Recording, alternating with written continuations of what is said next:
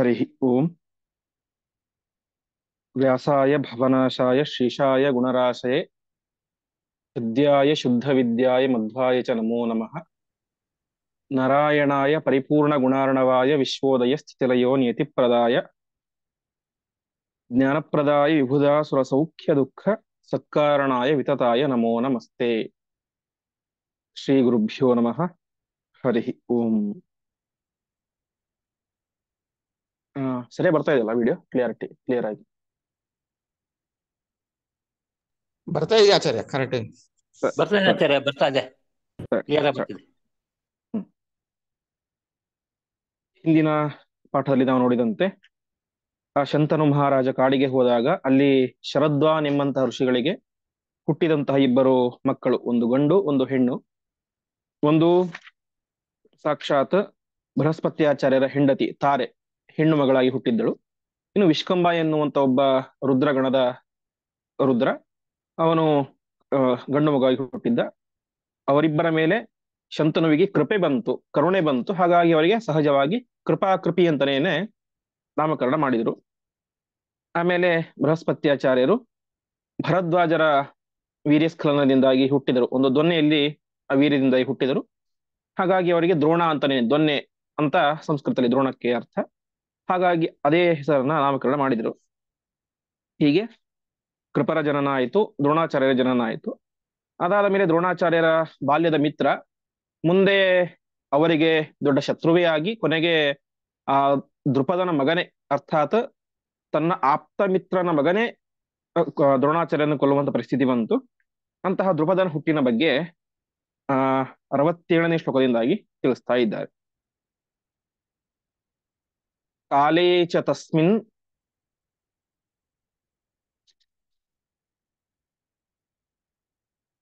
ಪೃಷತೋನ ಪತ್ಯೋ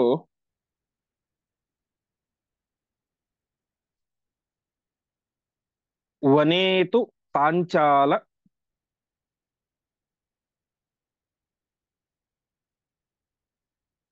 ಪತಿಶ್ಚಚಾರ.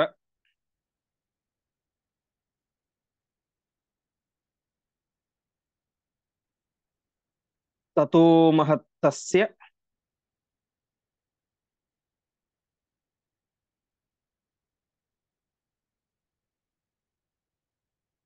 ತಥಾ ವರಾಪ್ಸರಃ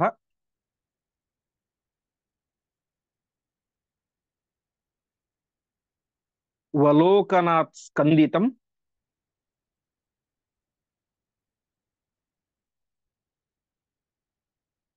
ಆಶುರೇತಃ.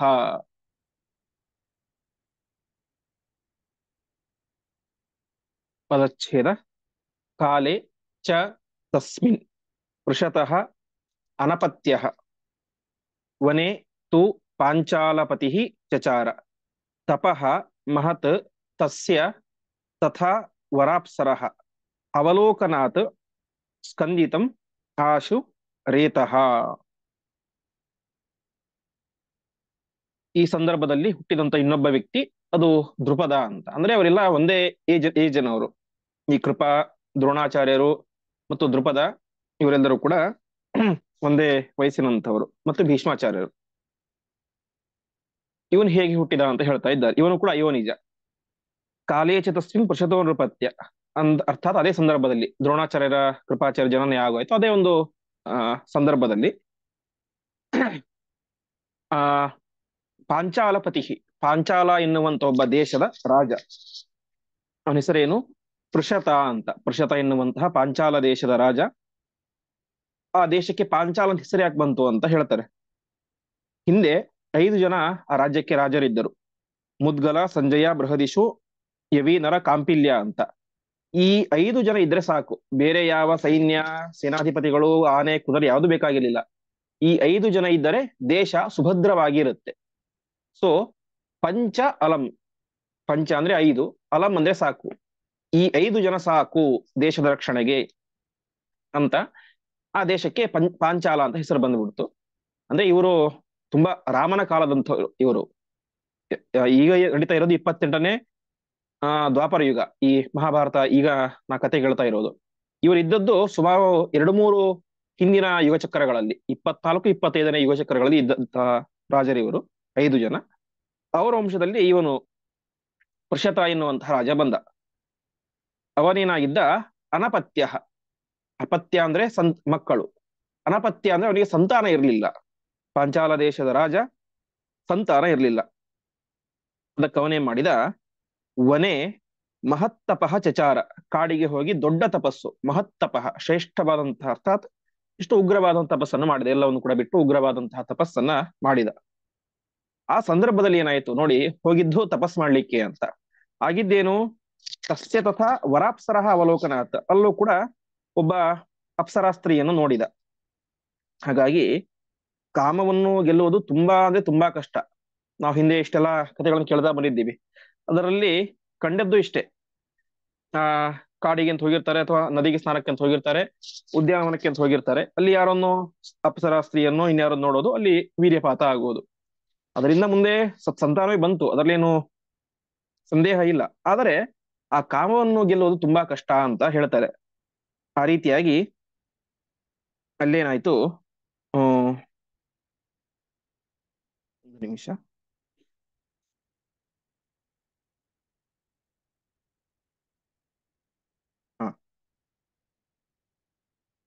ಅಲ್ಲಿ ಒಬ್ಬ ಉತ್ತಮ ಸ್ತ್ರೀಯನ್ನ, ಅಪ್ಸರಾ ಸ್ತ್ರೀಯನ್ನ ನೋಡಿದ.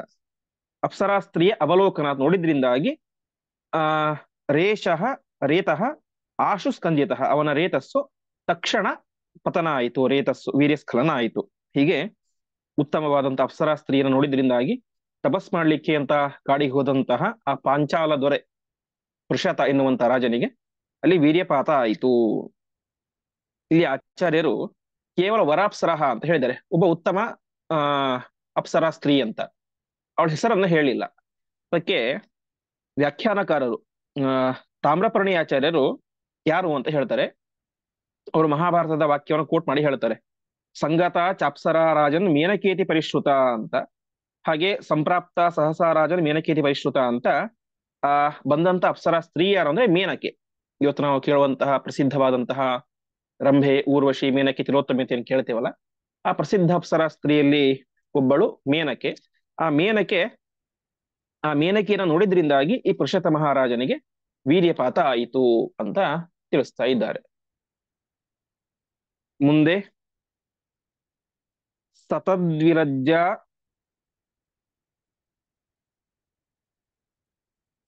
ವಶತಃ ಪದೇನ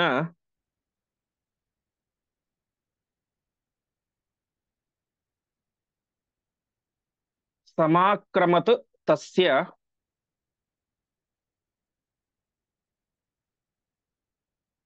ಬಭೂವ ಸೂನುಃ.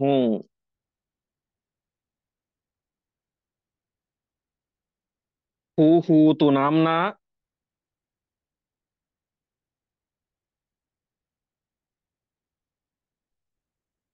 ಸವಿರಿಂಚ ಗಾಯಕಃ.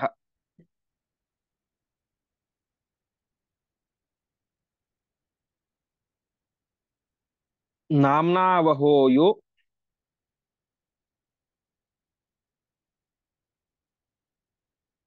ಮರುತಾಂ ತದಂಶಯುಕ್.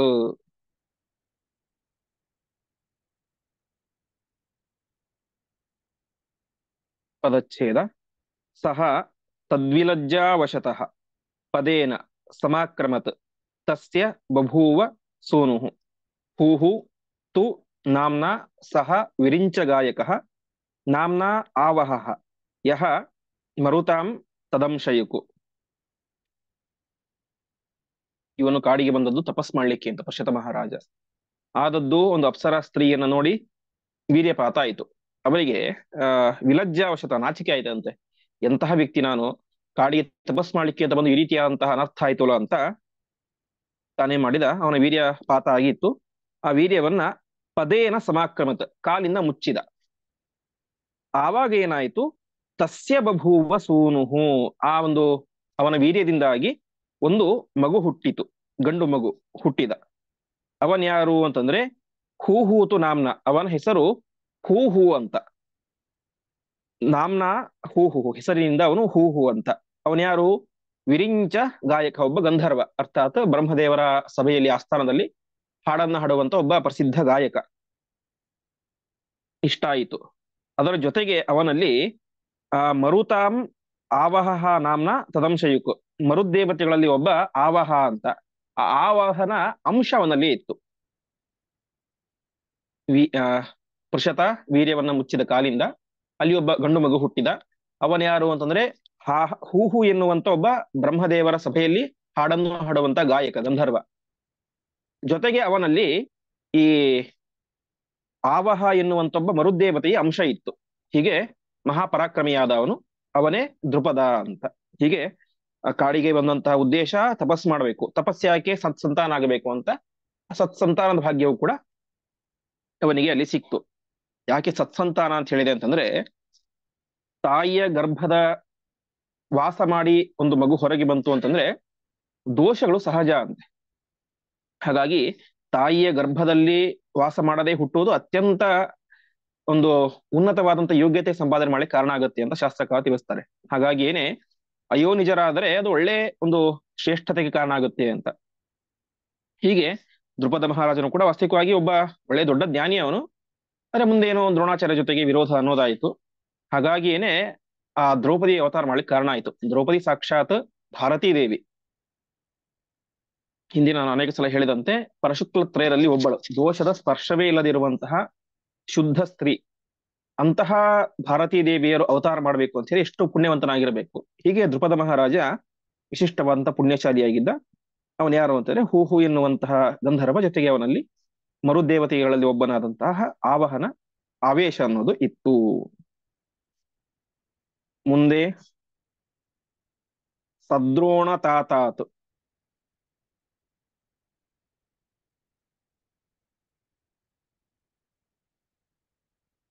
ಸಮವಾಪ ವೇದಾನ್,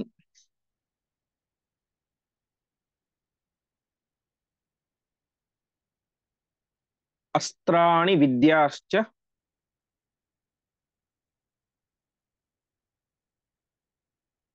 ತಥಾ ಸಮಸ್ತಾಃ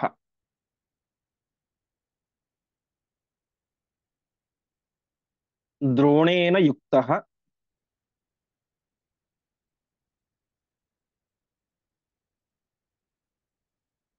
ಸತದಾ ಗುರೋಃ ಸುತಂ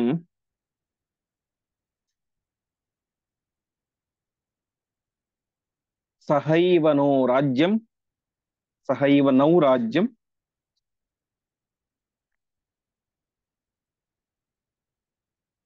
ಇತಿ ಹ್ಯವಾದೀತ್.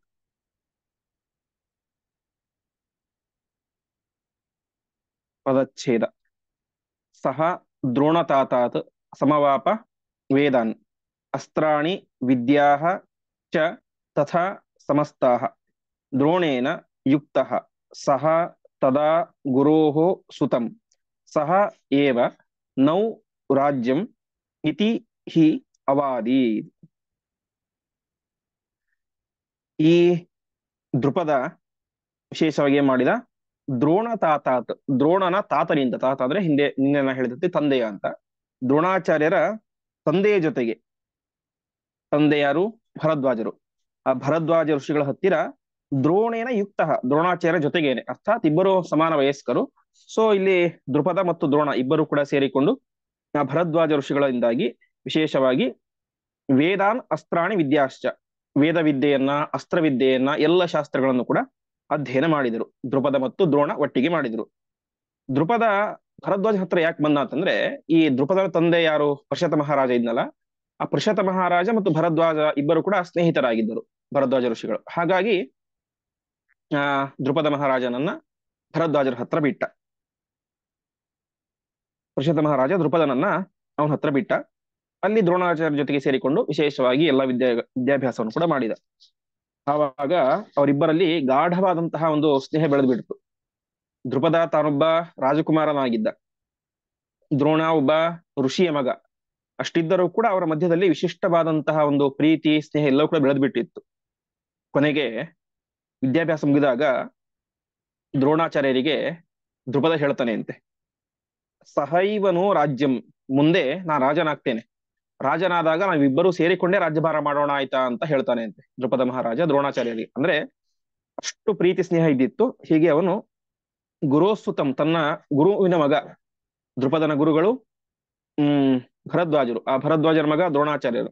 ಸೊ ತನ್ನ ಗುರುಪುತ್ರನ ಮೇಲೆ ಅಪಾರವಾದಂತಹ ಸ್ನೇಹದಿಂದಾಗಿ, ದ್ರೋಣ ನೀನೇನು ಚಿಂತೆ ಮಾಡಬೇಡ, ಮುಂದೆ ನಾನು ದೊಡ್ಡವನಾದ ಮೇಲೆ, ನನಗೆ ರಾಜ್ಯ ಸಿಕ್ಕ ಮೇಲೆ ನಾವಿಬ್ಬರೂ ಕೂಡ ಒಟ್ಟಿಗೆ ಸೇರಿಕೊಂಡು ರಾಜ್ಯಭಾರ ಮಾಡೋಣ ಅಂತ ದ್ರುಪದ ಮಹಾರಾಜ ದ್ರೋಣಾಚಾರ್ಯರಿಗೆ ಹೇಳಿರ್ತಾನೆ.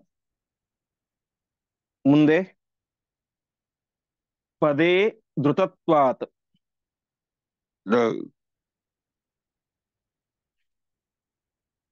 ದ್ರುಪದಾಭಿಧೇಯ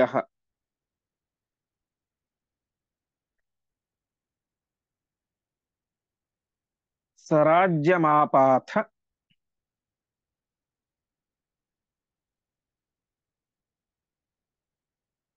ನಿಜಾಂ ಕೃಪೀಂ ಸಹ.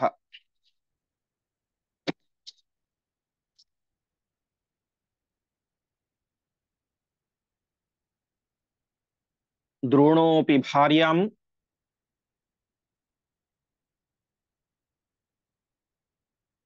ಸಮವಾಪ್ಯ ಸರ್ವ.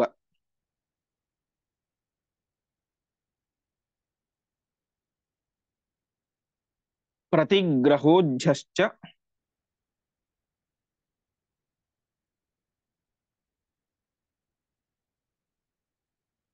ಪುರೇ ವಸತ್ಸುಖಿ.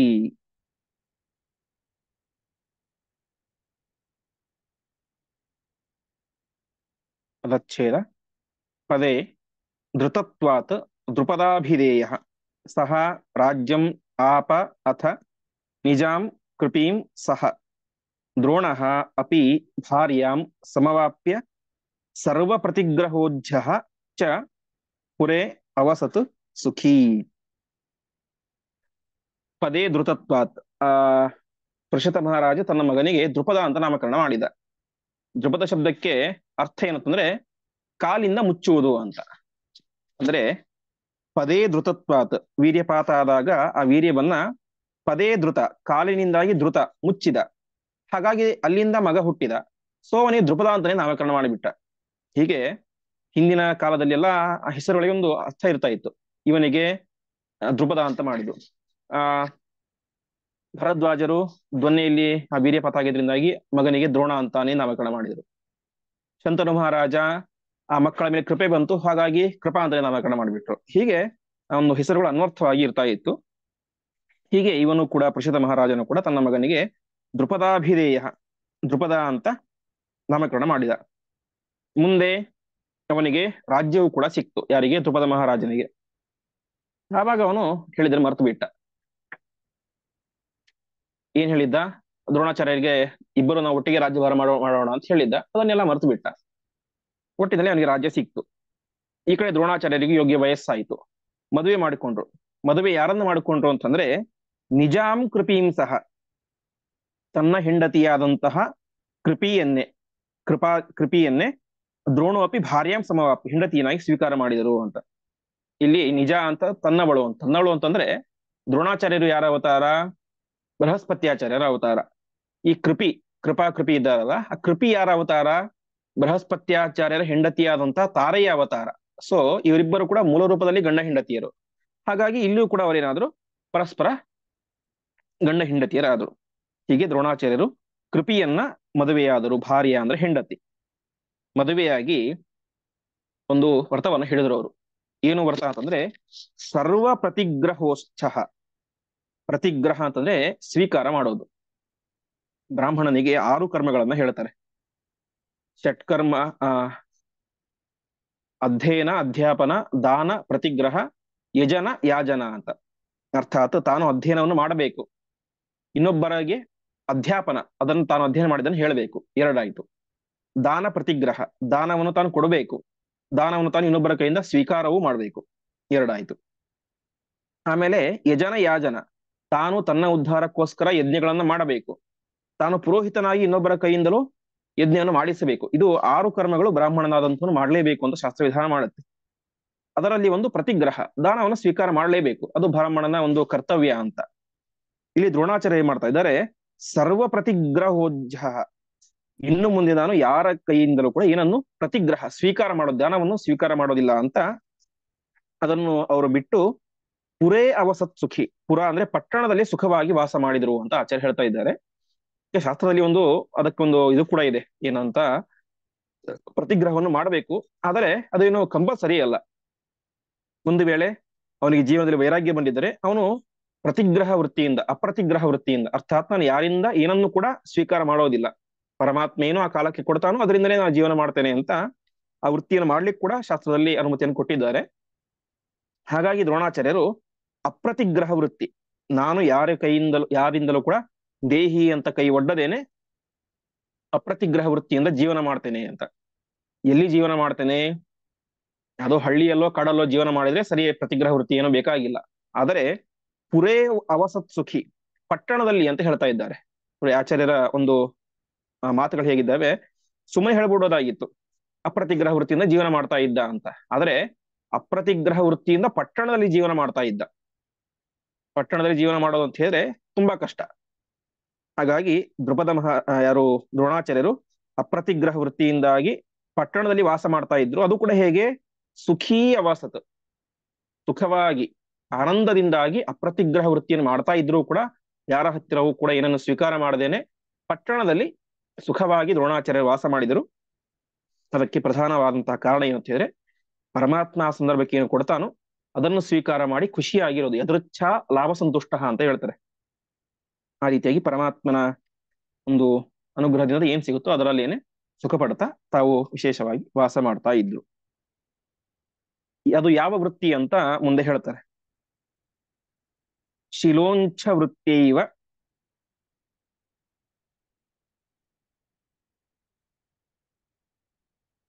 ಹಿ ವರ್ತಯನ್ ಸಹ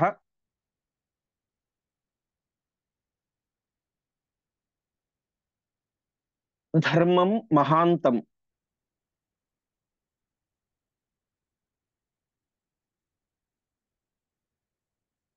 ವಿರಜಂ ಜುಷಾಣಃ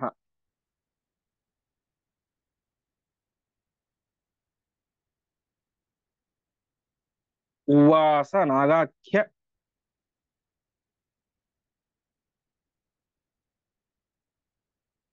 ಪುರೇ ಸಖಾಸ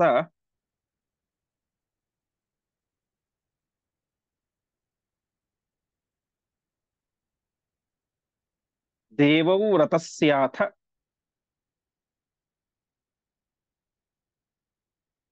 ಕೃಪಸ್ಯ ಚೈವ.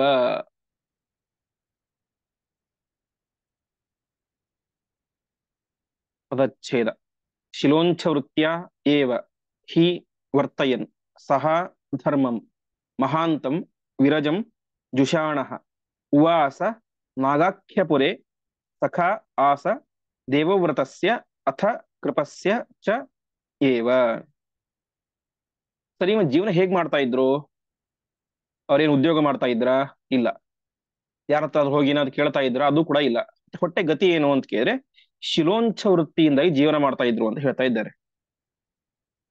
ಶಿಲೋಂಚ ವೃತ್ತಿ ಅಂತಂತ ಹೇಳಿದ್ರೆ, ಆ ರೈತರು ಹೊಲದಲ್ಲಿ ಧಾನ್ಯ ಬೆಳೆದಿರ್ತಾರೆ.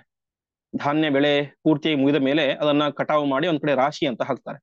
ರಾಶಿ ಹಾಕಿದ ಮೇಲೆ ಅದನ್ನೆಲ್ಲವನ್ನು ಕೂಡ ತೆಗೆದುಕೊಂಡು ಹೋಗಿ ಮಾರಾಟ ಮಾಡ್ತಾರೆ. ಎಲ್ಲವನ್ನು ಕೂಡ ತೆಗೆದುಕೊಂಡು ಹೋದ ಮೇಲೆ ಅಲ್ಲಿ ಇಲ್ಲಿ ಚೂರ್ ಏನೋ ಧಾನ್ಯಗಳು ಬಿದ್ದಿರ್ತವೆ.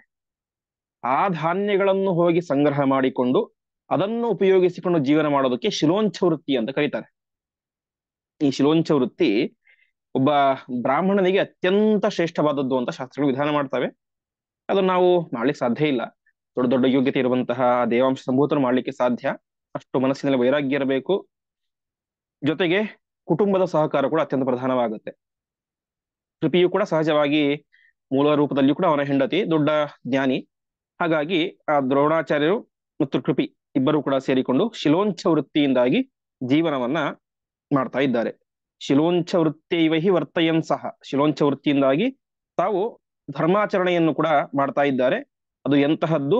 ಮಹಾಂತಂ ವಿರಜಂ, ಅದು ಅತ್ಯಂತ ಮಹತ್ತರವಾದದ್ದು, ಶ್ರೇಷ್ಠವಾದಂತಹ ಧರ್ಮ. ಮತ್ತು ವಿರಜ, ಅದು ಅದರಲ್ಲಿ ಯಾವುದೇ ತಪ್ಪಿಲ್ಲ, ನಿರ್ದುಷ್ಟವಾದಂತಹ ಅತ್ಯಂತ ಶ್ರೇಷ್ಠವಾದಂತಹ ಧರ್ಮ ಅದು ಶಿಲೋಂಚ ಎನ್ನುವಂತಹ ಧರ್ಮ. ಅಂತಹ ಶಿಲೋಂಚ ವೃತ್ತಿಯಿಂದಾಗಿ ಜೀವನವನ್ನ ಮಾಡ್ತಾ ಅವರು ಎಲ್ಲಿ ವಾಸ ಮಾಡಿದರು? ನಾಗಾಖ್ಯಪುರೇ ವಸಾನಃ. ನಾಗಪುರ, ನಾಗಪುರ ಅಂತಂದ್ರೆ ಹಸ್ತಿನಾವತಿ ಅಂತ. ನಾಗ ಅಂತಂದ್ರೆ ನಮಗೆ ಮೇಲ್ನೋಟಕ್ಕೆ ಅರ್ಥ ಸರ್ಪ ಅಂತ, ಆದ್ರೆ ಸಂಸ್ಕೃತದಲ್ಲಿ ಆನೆ ಅನ್ನೋದಕ್ಕೆ ಆ ನಾಗ, ಆನೆಗಳಿಗೆ ನಾಗ ಅಂತ ಕರೀತಾರೆ.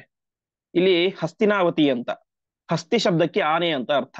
ಸೊ ನಾಗಾಕ್ಯಪುರೆ ಅಂತಾನೆ ಹಸ್ತಿನಾವತಿ. ಹಸ್ತಿ ಅಂದ್ರೇನು ಆನೆ ಅಂತ ಅರ್ಥ, ನಾಗ ಅಂದ್ರೇನು ಆನೆ ಅಂತ ಅರ್ಥ. ಹಾಗಾಗಿ ಆಚಾರ್ಯರು ಇಲ್ಲಿ ನೇರವಾಗಿ ಹಸ್ತಿನಾವತಿ ಅಂತ ಹೇಳದೇನೆ ನಾಗಾಖ್ಯಪುರೆ ಅಂತ ಹೇಳಿದರು. ಅರ್ಥಾತ್ ಹಸ್ತಿನಾವತಿಯಲ್ಲಿ ಅವರು ವಾಸ ಮಾಡಿದರು.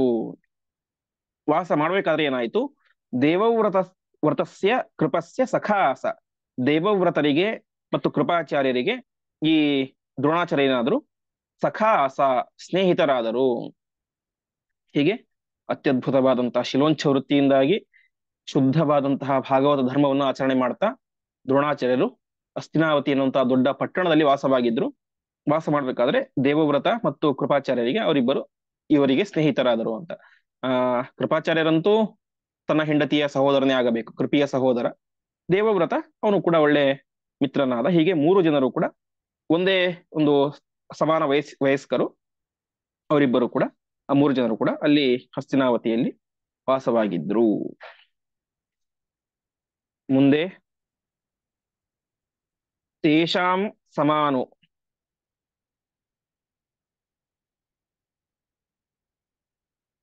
ವಯಸಾ ವಿರಾಟಃ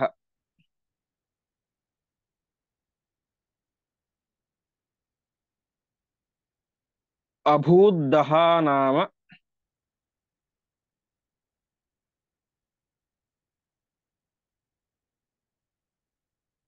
ವಿಧಾತೃಗಾಯಕಃ.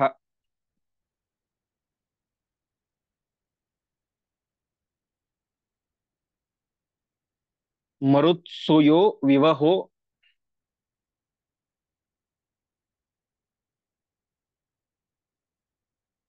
ನಾಮ ತಸ್ಯ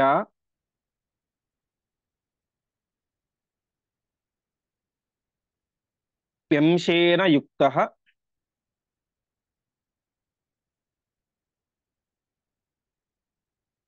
ನಿಜಧರ್ಮವರ್ತಿ.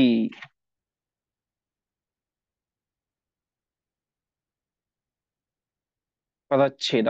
ತೇಷಾಂ ಸಮಾನಃ ವಯಸಾ ವಿರಾಟಃ ಅಭೂತ್ ಅಹ ನಾಮ ವಿಧಾತೃಗಾಯಕಃ ಮರುತ್ಸು ಯಃ ವಿವಹಃ ನಾಮ ತಸ್ಯ ಅಪಿ ಅಂಶೇನ ಯುಕ್ತಃ ನಿಜಧರ್ಮವರ್ತಿ. ತೇಷಾಂ ಅಂದ್ರೆ ಅವರಿಗೆ ಅಂತ, 4 ಜನರಿಗೆ. ಯಾರಿಗೆ? ದೇವವ್ರತ, ದ್ರೋಣಾಚಾರ್ಯರು, ಕೃಪಾಚಾರ್ಯರು ಮತ್ತು ಧ್ರುಪದ. ಈ 4 ಜನರಿಗೆ ವಯಸ್ಸಾ ಸಮಾನಃ, ವಯಸ್ಸಿನಿಂದಾಗಿ ಈಕ್ವಲ್ ಆದಂಥವನು ಇನ್ನೊಬ್ಬ ಯಾರು ಅಂದ್ರೆ ಅವನು ವಿರಾಟ ರಾಜ. ಆ ವಿರಾಟ ರಾಜ ಅವನು ಇವರಿಗೆ ಸಮಾನನಾಗಿದ್ದ ವಯಸ್ಸಿನಲ್ಲಿ ಅಂತ. ಇವನ್ ಯಾರು ಅಂತಂದ್ರೆ ಹಿಂದೆ ವಿಧಾತೃ ಗಾಯಕ ಹಹ, ಅಭೂತ್ ಅಹ ಅಂತ ಇದೆ, ಹಹ ಅಂತ ಅವನ ಹೆಸರು. ಹಹ ಎನ್ನುವಂತಹ ಒಬ್ಬ ವಿಧಾತೃ ಗಾಯಕ, ಬ್ರಹ್ಮದೇವರ ಆಸ್ಥಾನದಲ್ಲಿ ಹಾಡುವಂತ ಒಬ್ಬ ಗಾಯಕ. ಇವರಿಬ್ಬರು ಕೂಡ ಸಮಾನರು. ಯಾರು? ಹಿಂದೆ ಬಂತಲ್ಲ ಆಹಾ ಅಂತ, ಅರ್ಥಾತ್ ದ್ರೋಣಾಚಾರ್ಯರು, ದ್ರುಪದ ಅವನು ಹೂ ಹೂ ಅಂತ, ಇವನು ಹಹ ಅಂತ. ಪ್ರಸಿದ್ಧರು ಇವರಿಬ್ಬರು ಕೂಡ ಗಾಯಕರು. ಹಾ ಹಾ ಮತ್ತು ಹೂ ಹೂ ಅಂತ ಶಾಸ್ತ್ರದಲ್ಲಿ ಅನೇಕ ಕಡೆ ಬರುತ್ತೆ. ಹೀಗೆ ಆ ಹಹ ಎನ್ನುವಂತಹ ಬ್ರಹ್ಮದೇವರ ಗಾಯಕ ಅವನು ಇಲ್ಲಿ ಹುಟ್ಟಿದ್ದಾನೆ. ಅವನಲ್ಲಿ ವಿಶೇಷವಾಗಿ ಮರುತ್ಸುಯೋ ವಿವಹೋ ನಾಮ ತಸ್ಯಾಪಿ, ಮರುದೇವತೆಗಳಲ್ಲಿ ಇನ್ನೊಬ್ಬ ವಿವಾಹ ಅಂತ. ಆ ವಿವಾಹನ ಅಂಶವು ಕೂಡ ಈ ಹಹ ನಲ್ಲಿ ಇತ್ತು. ಹೀಗೆ ಅಂಶೇನ ಯುಕ್ತ ನಿಜ ಧರ್ಮವರ್ತಿ. ಹೀಗೆ ಅವನ ಅಂಶದಿಂದಾಗಿ ಈ ಹಹ ಎನ್ನುವಂಥವನು ವಿರಾಟ ರಾಜನಾಗಿ ಹುಟ್ಟಿದ್ದ. ಅವನೇನಾಗಿದ್ದ? ನಿಜ ಧರ್ಮವರ್ತಿ. ನಿಜ ಧರ್ಮ ಅಂದ್ರೆ ತನ್ನ ಧರ್ಮ. ಆ ವಿರಾಟ ಒಬ್ಬ ರಾಜ, ಹಾಗಾಗಿ ತನ್ನ ಕ್ಷತ್ರಿಯ ಧರ್ಮವನ್ನು ವಿಶೇಷವಾಗಿ ಪಾಲನೆ ಮಾಡ್ತಾ ಇದ್ದ. ಹೀಗೆ ಒಟ್ಟಿನಲ್ಲಿ ಈ 5 ಜನ ವಯಸ್ಸಿನಲ್ಲಿ ಸಮಾನರಾದಂಥವರು ಅಂತ ತಿಳಿಸ್ತಾ ಇದ್ದಾರೆ. ಇಷ್ಟು ಒಂದು ಹಂತ ತನಕ ಕಥೆ ಆಯಿತು. ಸಮಾನ ವಯಸ್ಕರ ಹುಟ್ಟಿನ ಕಥೆಯನ್ನ ಹೇಳಿದರು. ಇದಾದ ಮೇಲೆ ಮುಂದಿನ ಹಂತಕ್ಕೆ ಕಥೆ ಪ್ರವೇಶ ಮಾಡುತ್ತೆ.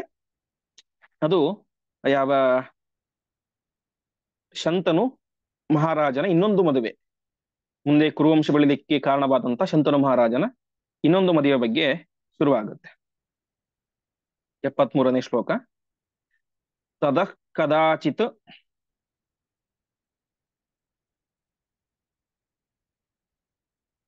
ಮೃಗಯಾಂ ಗತಃ ಸಹ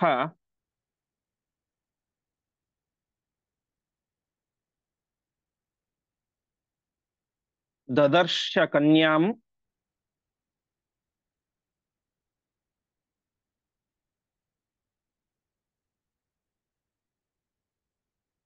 ಪ್ರವರಾಂ ತು ಶಂತನುಃ.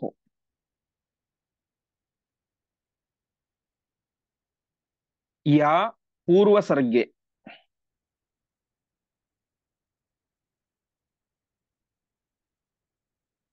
ಪಿತೃಪುತ್ರಿಕಾ ಸತಿ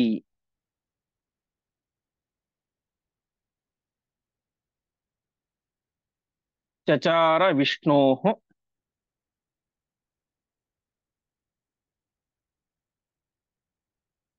ತಪ ಉತ್ತಮಂ ಚಿರಂ.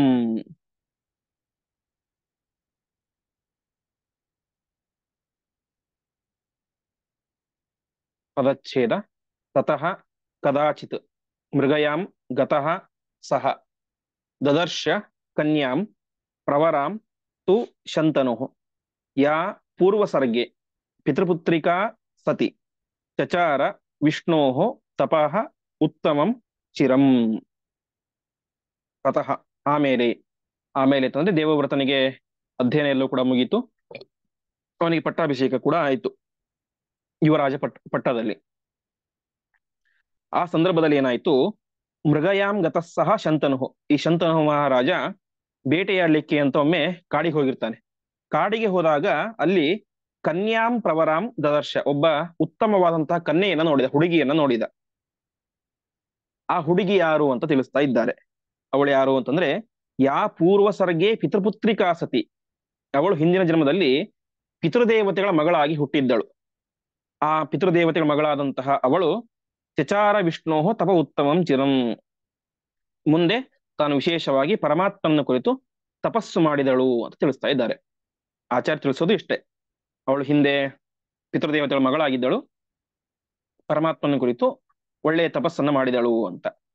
ಪಿತೃದೇವತೆಗಳ ಮಗಳು ಅಂದ್ರೆ ಯಾರು ಅಂತ ನಮಗೆ ಹರಿವಂಶದಲ್ಲಿ ಪ್ರಾರಂಭದಲ್ಲಿ ಮಾತು ಬರುತ್ತೆ. ಹರಿವಂಶದಲ್ಲಿ ಪಿತೃಕಲ್ಪ ಅಂತ ಒಂದು ಭಾಗ, ಅಲ್ಲಿ ಪಿತೃದೇವತೆಗಳ ಬಗ್ಗೆ ವಿಚಾರ, ಶ್ರಾದ್ದದ ಬಗ್ಗೆ ಎಲ್ಲ ತಿಳಿಸುವಂತ ಒಂದು ಭಾಗ ಬರುತ್ತೆ. ಅಲ್ಲಿ ಹೇಳ್ತಾರೆ ಅವಳು ಯಾರು ಅಂತಂದ್ರೆ ವಿಶೇಷವಾಗಿ ಅಗ್ನಿಶ್ವಾತ್ತ ಎನ್ನುವಂತ ಒಬ್ಬ ಪಿತೃದೇವತೆಗಳ ಮಗಳು. ಒಟ್ಟು ಅಮೂರ್ತ ಪಿತೃಗಣ ಮತ್ತು ಸಮೂರ್ತ ಪಿತೃಗಣ ಅಂತ 7 ಪಿತೃಗಣಗಳಿದ್ದಾವೆ. ಅಗ್ನಿಶ್ವಾತ್ತ, ಬರ್ಹಿಷದ ಅಂತೆಲ್ಲ ಇದ್ದಾವೆ. ಅಲ್ಲಿ ಅಗ್ನಿಶ್ವಾತ್ತ ಎನ್ನುವಂತ ಒಬ್ಬ ಪಿತೃದೇವತೆಗಳ ಗಣ, ಅವಳ ಆ ದೇವತೆಗಳ ಮಗಳು ಒಬ್ಬಳಿದ್ದಳು, ಅವಳು ಅಚ್ಚೋದೆ ಅಂತ. ಅಚ್ಚೋದೆ ಅಲ್ಲಿ ವಿಶೇಷ ಅಂತಂದ್ರೆ ಎಲ್ಲ ಒಂದು ಪಿತೃದೇವ ಗಣ, ಅದು ಸಮೂಹ, ಅಗ್ನಿಶ್ವಾತ್ತ ಅಂತ ದೇವತೆಗಳ ಸಮೂಹ. ಆ ಎಲ್ಲಾ ದೇವತೆಗಳಿಗೆ ಸೇರಿ ಒಬ್ಬಳೇ ಮಗಳು. ಅವರೆಲ್ಲರ ಮನಸ್ಸಿನಿಂದಾಗಿ ಮಗಳು ಹುಟ್ಟಿರ್ತಾಳೆ. ಉಳಿದ ಗಣಗಳಿಗೂ ಅಷ್ಟೇ, ಉಳಿದ 7 ಗಣಗಳಿಗೂ ಕೂಡ ಎಲ್ಲಾ ಗಣಗಳಿಗೆ, ಅರ್ಥಾತ್ ಒಂದು 100 ಜನ ಗಣದಲ್ಲಿ ಇದ್ದಾರೆ ಅಂತ ಹೇಳಿದ್ರೆ ಪಿತೃಗಣಗಳಲ್ಲಿ, ಆ 100 ಜನರಿಗೆ ಸೇರಿ ಒಬ್ಬಳು ಮಗಳು, ಅದು ಮಾನಸ ಕನ್ಯೆ, ಮನಸ್ಸಿನಿಂದಾಗಿ ಹುಟ್ಟಿರ್ತಾಳೆ. ಇದು ಮತ್ತು ಯಾವುದೋ ಸ್ತ್ರೀ ಸಂಪರ್ಕ ಇಲ್ಲ, ಯಾವ ರೇತಸ್ಖಾನದ ಯಾವುದು ಕೂಡ ಇಲ್ಲ, ಅವರ ಮನಸ್ಸಿನಿಂದಾಗಿ ಹುಟ್ಟಿರ್ತಾಳೆ. ಹಾಗೆ ಹುಟ್ಟಿದಂಥವಳು ಯಾರು ಅಂತಂದ್ರೆ ಅಚ್ಚೋದೆ ಅಂತ. ಆ ಅಚ್ಚೋದೆ ಏನಾಯ್ತು, ಅಮಾವಸುರಿತಿ ಖ್ಯಾತಂ ಆಯುಪುತ್ರ ಯಶಸ್ವಿನಂ ಅಂತ, ಅವಳಿಗೆ ತನ್ನ ತಂದೆ ಯಾರನ್ನು ಗೊತ್ತಿರೋದಿಲ್ಲ, ಅಲ್ಲಿ ಹುಟ್ಟಿರ್ತಾಳೆ, ಹಾಗೆ ಬಿಟ್ಬಿಟ್ಟಿರ್ತಾರೆ. ಒಂದು ಸಲ ಒಬ್ಬ ಅಮಾವಸು ಅಂತ ಪ್ರಖ್ಯಾತನಾದಂತಹ ಒಬ್ಬ ವ್ಯಕ್ತಿ ಆಕಾಶದಲ್ಲಿ, ಒಂದು ನಿಮಿಷ,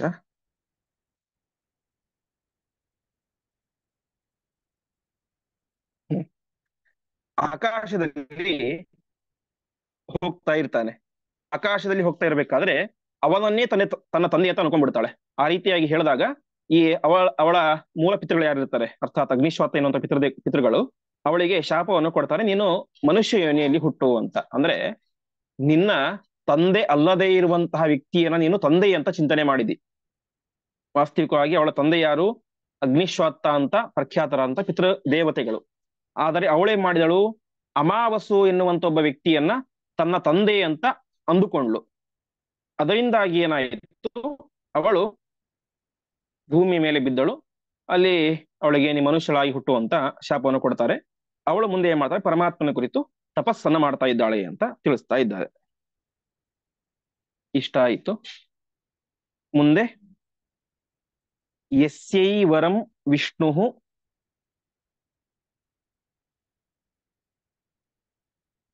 ಅದಾತ್ ಪುರಾಹಂ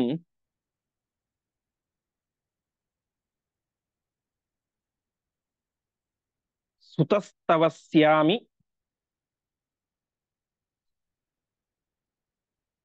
ಯಾ ವಸೋಃ ಸುತ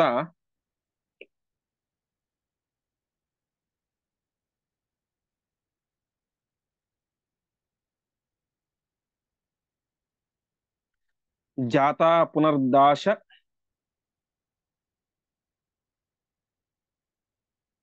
ಗೃಹೇ ವಿವರ್ಧಿತ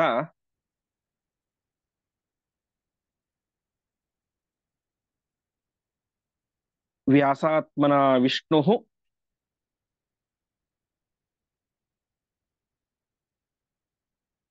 ಅಭೂಚ್ಚ ಯಸ್ಯಾಂ.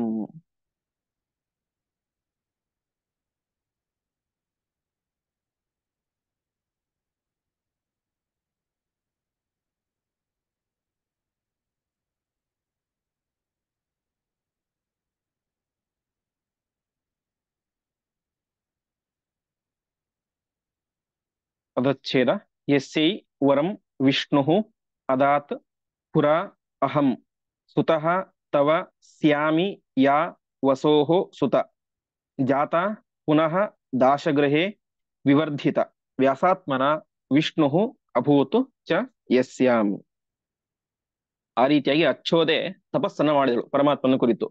ತಪಸ್ ಮಾಡಿದಾಗ ಪರಮಾತ್ಮ ಹೇಳಿದ, ಅಹಂ ತವ ಸುತಃ ಸ್ಯಾಮಿ, ನಾನು ನಿನ್ನ ಮಗನಾಗಿ ಹುಟ್ಟುತ್ತೇನೆ ಅಂತ ಪರಮಾತ್ಮ ಅವಳಿಗೆ ವರವನ್ನ ಕೊಟ್ಟಿದ್ದ. ಮುಂದೆ ಅವಳೇನೆ ಏನಾದಳು, ಯಾ ವಸೋಹ ಸುತ, ವಸುರಾಜನ ಮಗಳಾಗಿ ಹುಟ್ಟಿದಳು. ಹುಟ್ಟಿ ಪುನಃ ದಾಶಗೃಹೇ ವಿವರ್ಧಿತ, ಅಂಬಿಗರ ಮನೆಯಲ್ಲಿ ತಾನು ವಿವರ್ಧಿತ ಬೆಳೆದಳು. ಮುಂದೆ ಅವಳಲ್ಲಿ ಏನಾಯ್ತು, ಪರಮಾತ್ಮ ಯಸ್ಯಾಂ ವ್ಯಾಸಾತ್ಮನ ವಿಷ್ಣುರಭೂತು, ವೇದವ್ಯಾಸರಾಗಿ ಪರಮಾತ್ಮ ಅವಳಲ್ಲಿ ಅವತಾರ ಮಾಡಿದ ಅಂತ. ನಾವು ಹಿಂದೆ ಕಥೆ ಕೇಳಿದವಲ್ಲ, ವೇದವ್ಯಾಸರ ಹುಟ್ಟಿಗೆ ಮುಂಚೆ ಒಬ್ಬ ರಾಜ ಕಾಡಿಗೆ ಹೋಗಿದ್ದ, ವಸು ಚಕ್ರವರ್ತಿ. ಅಲ್ಲಿಗೆ ಹೋದಾಗ ಅವನಿಗೆ ತನ್ನ ಹೆಂಡತಿ ನೆನಪಾಯ್ತು. ಅಲ್ಲಿ ವೀರ್ಯಪಾತ ಆಯ್ತು. ಆ ವೀರ್ಯವನ್ನ ಗಿಡುಗದ ಕೈಗೆ ಕೊಟ್ಟ. ಗಿಡುಗ ಹೋಗ್ಬೇಕಾದ್ರೆ ಇನ್ನೊಂದು ಗಿಡುಗ ಬಂದು ಗಲಾಟೆ ಆಯಿತು. ಕೊನೆಗೆ ಆ ವೀರ್ಯ ನದಿಯಲ್ಲಿ ಬಿತ್ತು. ನದಿಯಲ್ಲಿ ಬಿದ್ದಾಗ ಮೀನು ನುಂಗಿತು. ಮೀನನ್ನ ಅಂಬಿಗರು ಹಿಡಿದರು. ಹಿಡಿದುಕೊಂಡು ಅದರ ಹೊಟ್ಟೆಯನ್ನು ಕೊಯ್ತಾರೆ. ಅದರಲ್ಲಿ ಒಂದು ಗಂಡು ಒಂದು ಹೆಣ್ಣು ಮಗು ಇರುತ್ತೆ. ಗಂಡು ಮಗುವನ್ನ ಹೆಣ್ಣು ಇಬ್ಬರನ್ನು ಕೂಡ ಕರೆದುಕೊಂಡು ಹೋಗಿ ಚಕ್ರವರ್ತಿಗೆ ಕೊಡ್ತಾರೆ, ವಸುರಾಜನಿಗೆ. ಆವಾಗ ವಸು ಚಕ್ರವರ್ತಿ ಆ ಗಂಡು ಮಗುವನ್ನು ತಾನು ಇಟ್ಕೊಳ್ತಾನೆ, ಹೆಣ್ಣು ಮಗುವನ್ನ ಅಂಬಿಗರಿಗೆ ಕೊಡ್ತಾನೆ. ಆ ಹೆಣ್ಣು ಮಗಳೇನೆ ಯಾರು, ಸತ್ಯವತಿ. ಮುಂದೆ ಆ ಸತ್ಯವತಿ ಪರಾಶರರ ಒಂದು ದಾಂಪತ್ಯದ ಫಲವಾಗಿ ಯಾವ ವೇದವ್ಯಾಸರೂಪಿ ಪರಮಾತ್ಮ ಅವತಾರ ಮಾಡಿದ್ದ. ಇಂತಹ ಸತ್ಯವತಿಯನ್ನ ಯಾರು ನೋಡಿದ, ಶಂತನು ನೋಡಿದ. ಮುಂದೆ ಅವರಿಬ್ಬರ ವಿವಾಹ ಎಂಬುದಾಗುತ್ತೆ. ಆ ವಿಚಾರವನ್ನ ನಾಳೆ ಪಾಠದಲ್ಲಿ ನೋಡೋಣ ಎಂಬುದಾಗಿ ಹೇಳ್ತಾ ಇಂದಿನ ಪಾಠವನ್ನ ಶ್ರೀಕೃಷ್ಣ